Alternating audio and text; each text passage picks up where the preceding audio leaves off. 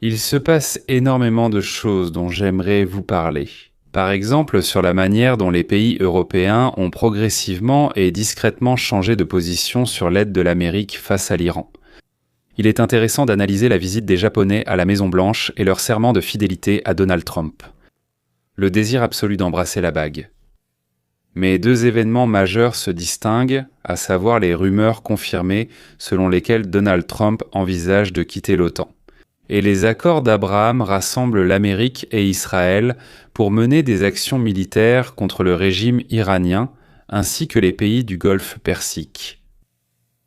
Je vais commencer aujourd'hui par un résumé de ce qui s'est passé au cours des dernières 24 heures, puis je passerai à ces sujets historiques.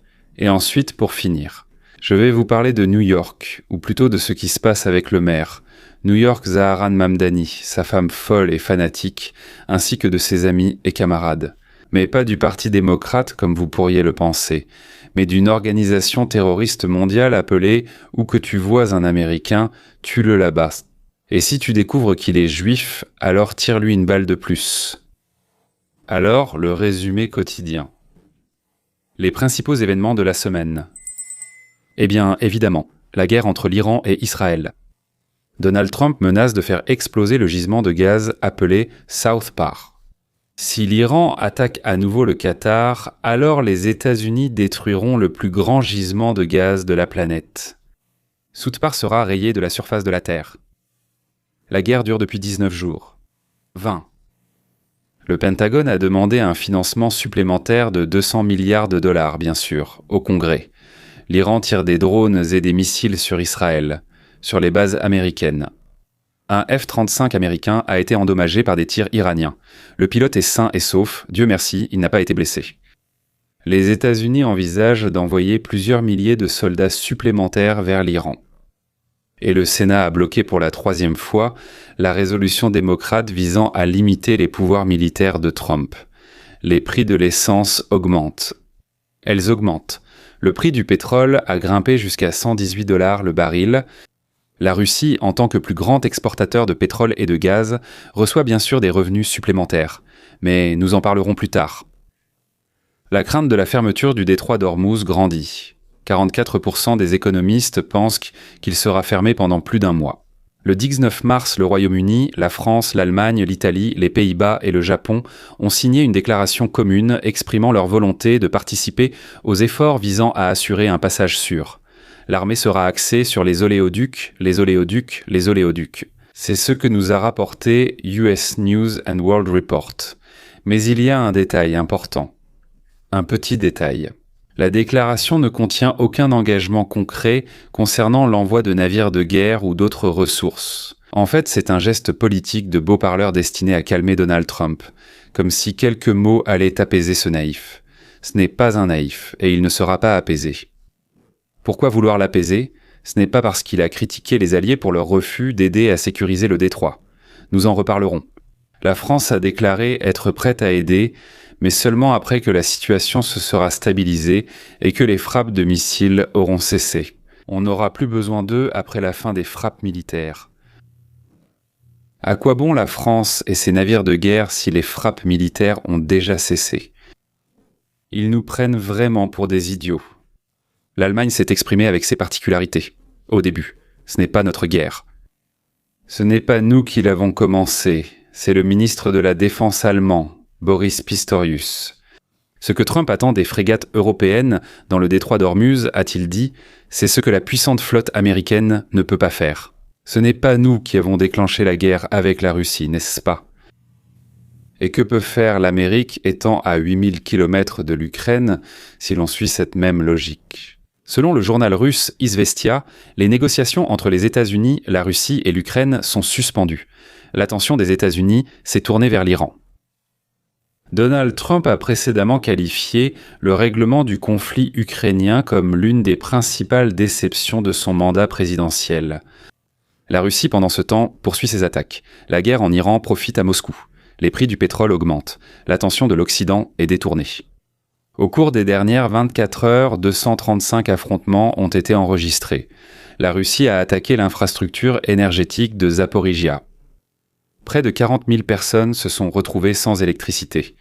Un drone a endommagé un centre commercial à Kiev. Les pertes totales de la Russie depuis le 24 février 2022 s'élèvent à peu près à 1 ou 2 individus près, à 1 284 000 tués et blessés. Mais en février, pour la première fois depuis longtemps, l'Ukraine a repris plus de territoire qu'elle n'en a perdu. Félicitations. La prévision d'inflation pour 2026 a été relevée à 2,7%. Cela signifie que l'inflation repart à la hausse. Les marchés chutent. Le Dow Jones a perdu plus de 600 points. Le Nikkei a chuté de 3%. Les prix de l'essence ont grimpé aux États-Unis. L'inflation pèse sur le budget. Acheter une voiture ou contracter un prêt immobilier coûte plus cher. La probabilité d'une récession au cours des 12 prochains mois a augmenté jusqu'à 31%. Mais Donald Trump dit en même temps: les gars, dès qu'on aura réglé toutes les affaires en Iran, et il suppose qu'on s'en sortira en 2 ou 3 semaines, on fera baisser le prix de l'essence. Elle sera de 60 $ le baril. Vous verrez que tous les autres prix vont chuter avec elle. Il disait souvent des choses qui nous faisaient dire « Comment est-ce possible ?» et cela se réalisait. Eh bien, comment cela peut-il être? Et nous espérons vraiment qu'elles continueront à se réaliser. Donc, la rencontre avec Trump est encore reportée. Trump a dit qu'il voulait la repousser d'1 mois ou 2 à cause de la guerre avec l'Iran. La Chine s'est théoriquement opposée à cette opération, mais elle reste très discrète. Trump a exigé de Pékin d'aider à débloquer le détroit d'Ormuz. La Chine doit débloquer la situation, car elle reçoit beaucoup de pétrole, mais elle ne veut pas perdre la face. Elle ne prend donc pas position. Un scandale éclate autour de Kent, l'ex-directeur du renseignement américain, qui a démissionné. Aujourd'hui, il a été interviewé par Tucker.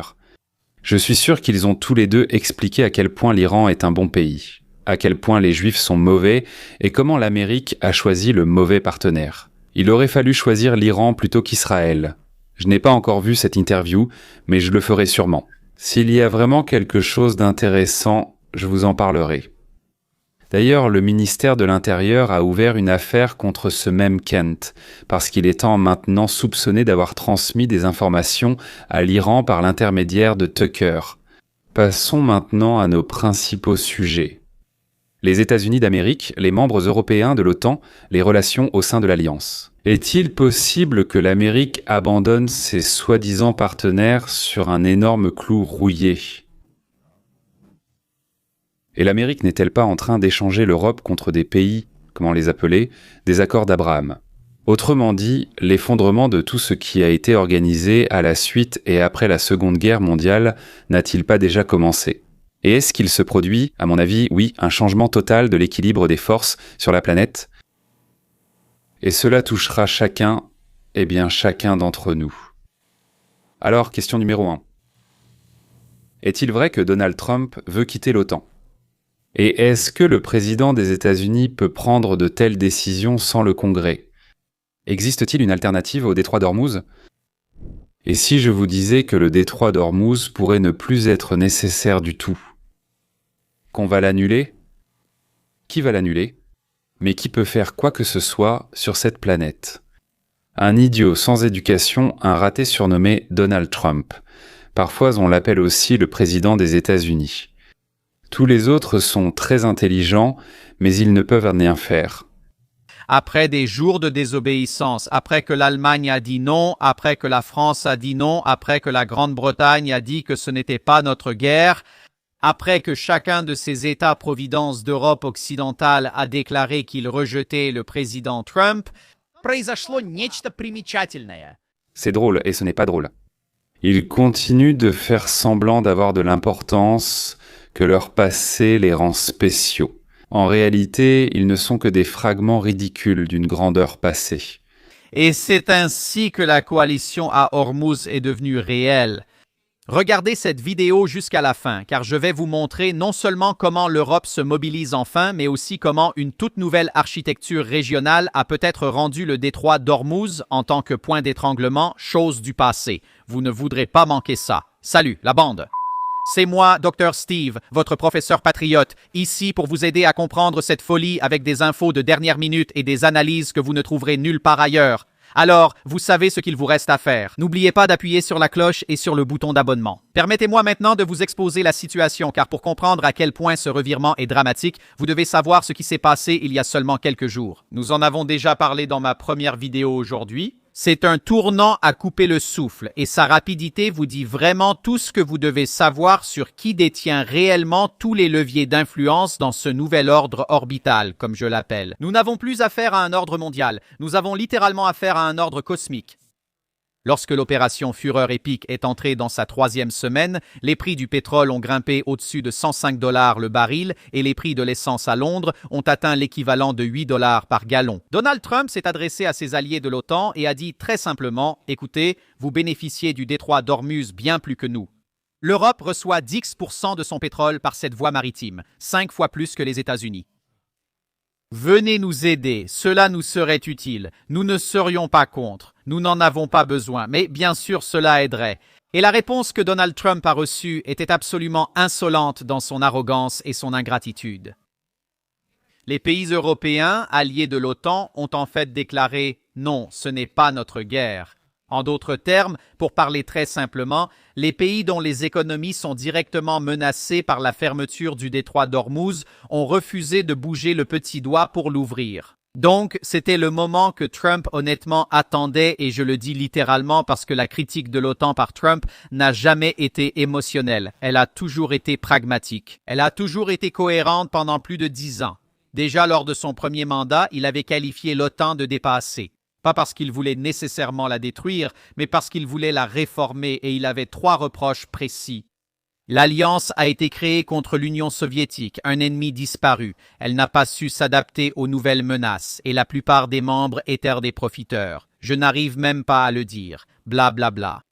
Il profite ouvertement des dépenses de défense américaines, et voilà que Trump a profité de cette situation dans le détroit d'Ormuz pour s'adresser à l'OTAN et déclarer « Très bien, prouvez que j'ai tort, voici votre chance. Montrez-moi que vous avez vraiment de l'importance. » Et au lieu de contredire ses propos, l'OTAN lui a donné exactement les munitions dont il avait besoin pour justifier l'effondrement de l'Alliance transatlantique. Notez-le bien. Je pense que l'OTAN commet une erreur vraiment stupide. Et je le dis depuis longtemps. Vous savez, je me suis toujours demandé si l'OTAN serait un jour de notre côté. Donc, c'était un excellent test.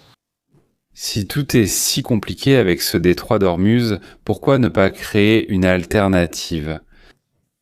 Alors, Itak, voilà exactement la question que les ingénieurs et les stratèges se posent depuis des décennies. Et si on contournait tout simplement ce détroit? Alors, regardez cette carte. Oman possède une caractéristique géographique étonnante. Une petite enclave séparée appelée la péninsule de Moussandam. C'est une forteresse naturelle, rude et déchiquetée qui s'avance directement dans le détroit d'Ormuz. Et voici ce qui est vraiment remarquable. À plusieurs endroits le long de la péninsule, la distance entre le golfe Persique d'un côté et le golfe d'Oman, donc la mer d'Arabie ouverte, de l'autre côté n'est que de quelques dizaines de kilomètres. Trump quitte l'OTAN. Le président des États-Unis n'a formellement pas le droit de décider s'il doit annuler l'adhésion à l'Alliance ou, comme on dit, continuer d'y rester. Mais le président des États-Unis peut cesser de participer aux exercices, à l'échange d'informations et bloquer l'aide militaire. Et encore. Le président des États-Unis peut déclarer publiquement que l'article 5 de l'Alliance ne s'applique pas, parce que les pays de l'Alliance ne paient pas suffisamment, ou qu'ils ne font pas autre chose qu'ils étaient obligés de faire selon le traité. L'État européen est en réalité sous le choc. Et je dirais même qu'il approche d'un état de délire aigu. Le Royaume-Uni a commencé à former une coalition. On dirait qu'ils veulent la présenter à Trump et dire « Eh bien Trump, on a un peu partagé, eh bien non ». Ou alors ils sont nerveux, ou alors quelque chose d'autre d'aussi stupide. Contrairement à l'OTAN, l'Arabie saoudite a annoncé qu'elle rejoignait Israël et les États-Unis dans la guerre contre l'Iran. Réfléchissez-y. Le principal État sunnite du monde s'apprête à s'allier à l'État juif. Il va coordonner et exécuter les ordres des généraux juifs, dans le but de détruire l'armée musulmane et la direction musulmane des pays voisins. la coalition des enfants d'Abraham. Et si l'Arabie saoudite, ainsi qu'un certain nombre de pays de la région ayant déjà signé les accords d'Abraham, se joignent également. Et nous verrons la transformation des actions, qui sont décrites comme la prise de contrôle par les États-Unis et Israël d'un État producteur de pétrole, en une guerre de la coalition abrahamique contre son adversaire idéologique. Et étant donné qu'hier, le plus proche ami et allié de l'Iran, le Qatar, a déclaré qu'il rompait tous les liens avec l'Iran, l'attitude des voisins de l'Iran devient claire. La stratégie de l'Iran d'effrayer tout le monde autour de lui s'est retournée contre lui comme un boomerang. Là où la théocratie chiite se heurte aux peuples sunnites, juifs et chrétiens qui s'unissent autour d'une identité abrahamique commune. Et à la suite de cette coalition abrahamique grandissante, l'Iran s'est complètement isolé de chaque pays du Golfe Persique et du Moyen-Orient. Comme vous pouvez le voir, voici la liste de tous les pays de la région qui ont appelé l'Iran à cesser immédiatement ses actions hostiles. Le Qatar, l'Azerbaïdjan, Bahreïn, l'Égypte, la Jordanie, le Koweït, le Liban, le Pakistan, l'Arabie saoudite, la Syrie, la Turquie et les Émirats arabes unis. L'Iran est complètement isolé, il s'est lui-même coupé de toute relation diplomatique. Ces frappes aveugles ont transformé d'anciens partenaires diplomatiques en ennemis déterminés, exigeant le désarmement total et permanent de l'Iran. Vous comprenez que la première réaction des pays de l'OTAN a été « nous n'y sommes pour rien », tandis que la réaction du monde musulman a été « merci pour l'aide ». Nous sommes avec vous. En réalité, le Wall Street Journal rapporte que les pays du CCG, c'est-à-dire le Conseil de coopération des États arabes du Golfe, Bahreïn, le Koweït, Oman, le Qatar, l'Arabie saoudite, dirigée par les Émirats arabes unis, insistent désormais pour que tout règlement d'après-guerre neutralise complètement le programme nucléaire de l'Iran, leur arsenal de missiles balistiques et son réseau de marionnettes régionales. Les Houthis, le Hezbollah, les milices irakiennes. En d'autres termes, le seul résultat acceptable de cette guerre, c'est un Iran tellement privé de toute capacité de résistance et tellement affaibli qu'il ne pourrait plus jamais, en aucune circonstance, menacer la région. C'est plus que la mission que Trump a confiée aux militaires américains. C'est l'isolement total du régime, même s'il survit. Il a complètement retourné contre lui tous ceux qui l'entouraient. Maintenant, ils le détestent et ne lui pardonneront jamais. Et c'est aussi le renforcement des liens de l'État juif avec le monde sunnite, un peu plus d'1,2 milliard de personnes. Donc ça veut dire qui unit tout ça? Le contributeur, le marché, et le producteur de biens et de technologies. C'est un marché exceptionnel pour les biens et technologies des États-Unis et d'Israël. Et c'est un très gros défi pour la Russie et la Chine. Même si la Russie reçoit actuellement beaucoup de pétrodollars. Même dans ce cas, voici quelle était la position de l'OTAN avant les menaces de Donald Trump. Nous ne sommes pas partie prenante au conflit. C'est pourquoi la France ne participera jamais aux opérations visant à ouvrir ou à libérer le détroit d'Ormuz dans le contexte actuel. Après cela, Donald Trump a déclaré « Je suis déçu par l'OTAN ». C'était le 16 mars. Nous dépensons des milliards pour l'OTAN. C'est l'une des raisons de notre déficit. C'est parce que nous aidons d'autres pays. Et quand ils ne nous aident pas, c'est certainement quelque chose auquel nous devrions sérieusement réfléchir. Après cela, l'Europe s'est dressée sur ses pattes arrière. L'Europe a rampé. Une nouvelle déclaration conjointe du Japon et d'autres alliés exprime leur volonté d'assurer la sécurité de la navigation dans le détroit d'Ormuz et de soutenir la stabilité de l'approvisionnement énergétique mondial. Pourtant, cela contredit ce qu'ils ont dit auparavant. Eh bien, je n'ai pas envie de dire « je vous l'avais bien dit », mais c'est exactement ce que nous avions prédit qui allait se produire. En fait, nous allons nous féliciter pour cela, car il semble maintenant que les alliés de l'Amérique en Europe et en Asie signalent enfin leur volonté d'aider dans le détroit d'Ormuz, comme Donald Trump l'avait demandé. Bien sûr, cela arrive après toute une semaine d'agitation et de panique ininterrompue à propos du fait que, les pays de l'OTAN ont dit non à Donald Trump. Il s'est tellement planté, il est humilié. Les alliés de l'Amérique l'abandonnent, ce à quoi j'ai répondu que ça ne finirait jamais comme ça. C'est-à-dire que ceux qui étaient d'hommes protégés auraient dit à celui qui les protégeait, « Nous rompons notre alliance ». C'est-à-dire quoi? Crier un peu, je comprends, se taper la poitrine, genre « Je suis Tarzan, tu es Jane » ou l'inverse « Je suis Jane, tu es Tarzan ». Et puis se cacher derrière nous et rigoler, genre « On a plaisanté, on est des idiots ». Ça, ils le font facilement, d'ailleurs, parce qu'ils ont besoin d'un maître. Et que ce soit les États-Unis, la Russie, la Chine ou l'islam, ça leur est complètement égal. Ça leur est égal. Ils ont besoin que quelqu'un les dirige et les protège, et ce sont les vestiges d'empires autrefois grands. Mais qui se souvient aujourd'hui de la Syrie, de Babylone, de l'Égypte, du grand empire romain, de Carthage ou de l'empire mongol? Des conquêtes de Genghis Khan? Eh bien, certains ont lu ça en 4e année dans un livre d'histoire. Tous ces empires ont un point commun. Ils se sont effondrés. Et ils ont complètement disparu.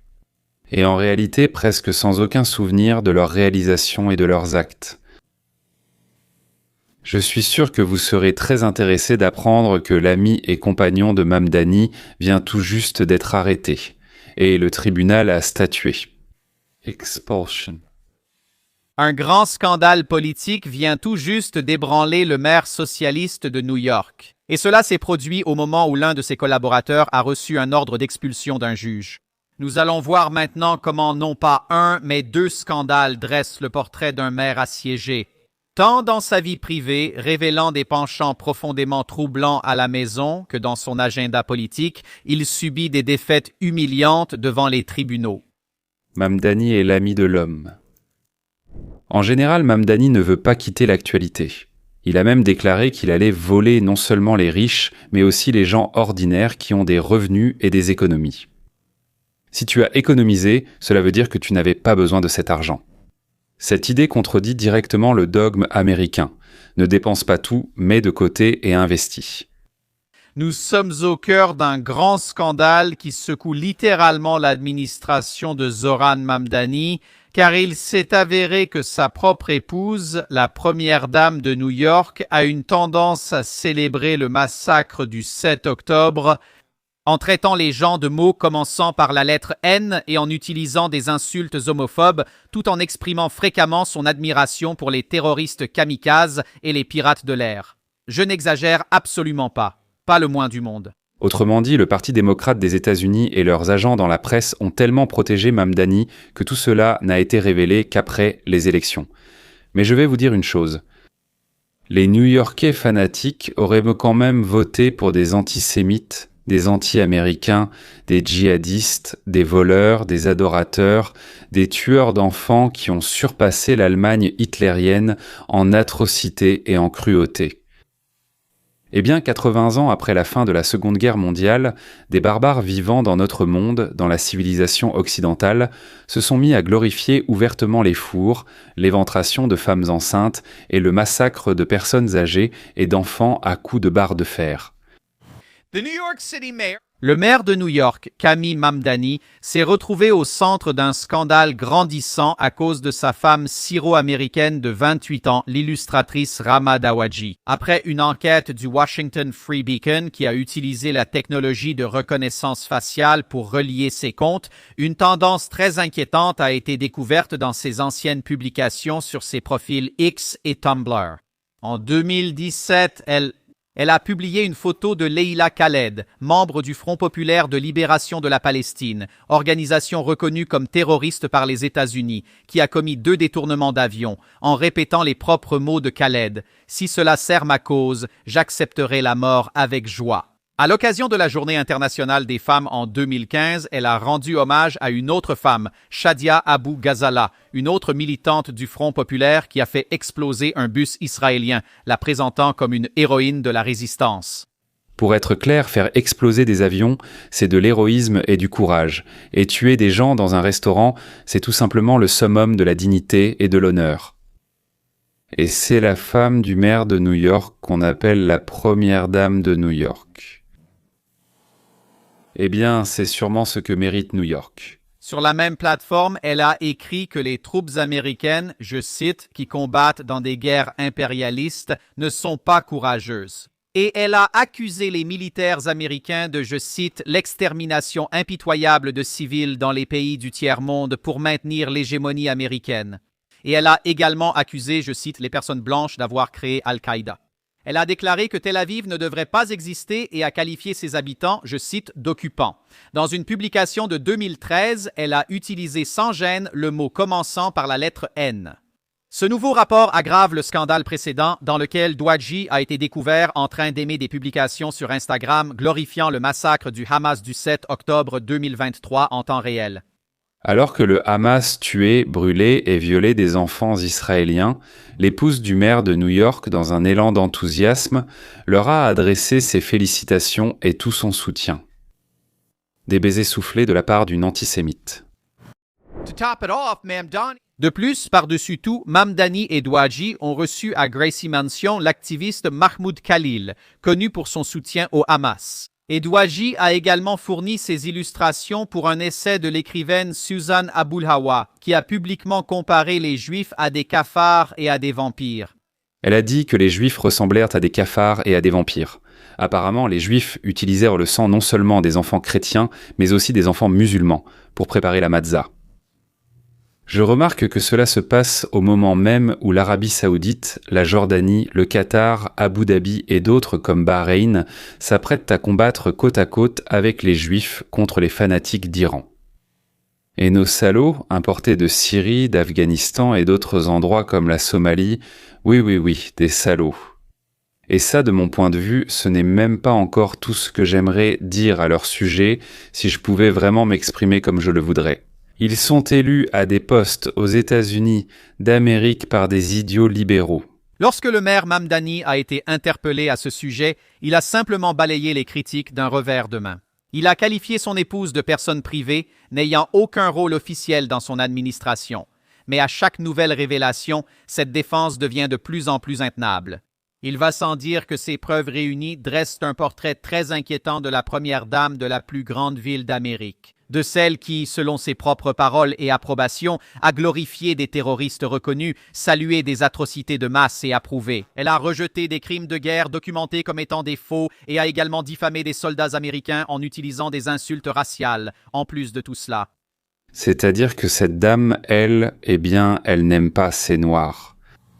Ils sont une race inférieure, mais ils peuvent aider à atteindre le principal objectif, devenir très riche et très puissante, elle et son mari. Elle a donc des tonnes de jalousie envers les Blancs. Probablement, quand elle était petite, elle n'a pas été acceptée dans un groupe où elle rêvait d'entrer. D'habitude, cette haine est justement liée à ce genre de détails.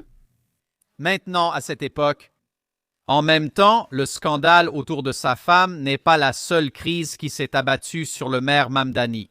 Il perd également une bataille très publique avec l'administration Trump à cause de l'immigration, la question déterminante de son mandat.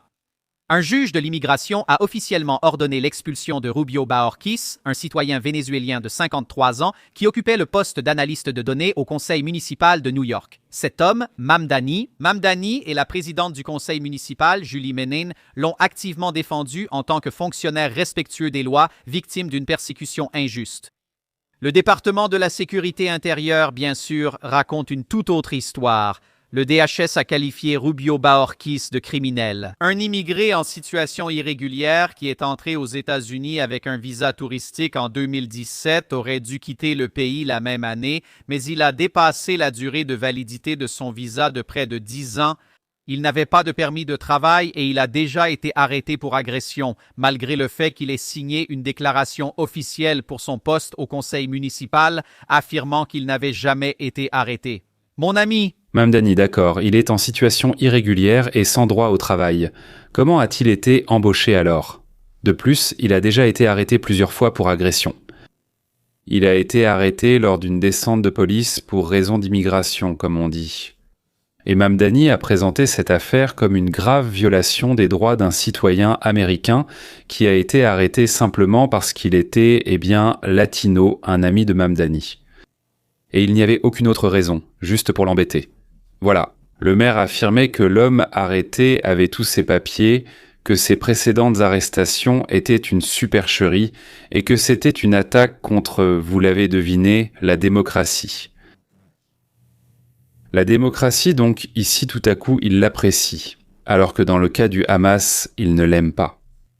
Et ensuite, théoriquement, bien sûr, on peut révoquer le maire, mais la population de New York ne comprend ni l'économie, ni la politique, ni la psychologie, elle est tellement conditionnée, ils s'endoctrinent eux-mêmes. Oui, qu'ils ne voteront jamais pour renvoyer quelqu'un qui serait contre Trump et les républicains.